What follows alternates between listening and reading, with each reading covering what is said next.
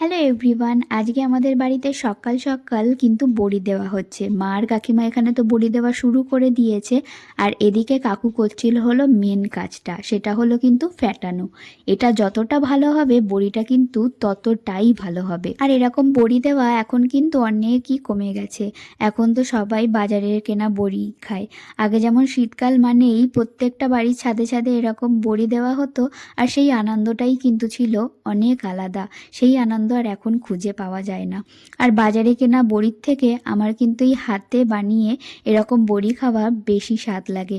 তো আমার সাথে সাথে তোমরাও একমত কারা কারা অবশ্যই কিন্তু জানিও। আর হ্যাঁ, আমার এই বড়ি দেওয়াটা কেউ প্লিজ জাজ করো না, কারণ আমি অনেক বছর হয়েছে বড়ি দিই না। বিয়ের আগে বড়ি দিতাম, তো অনেক বছর হয়ে গেছে আর বড়ি টড়ি সেরকম দেওয়া হয় না, যার জন্য ঠিকঠাকভাবে শেপও কিন্তু আনতে পারছি না।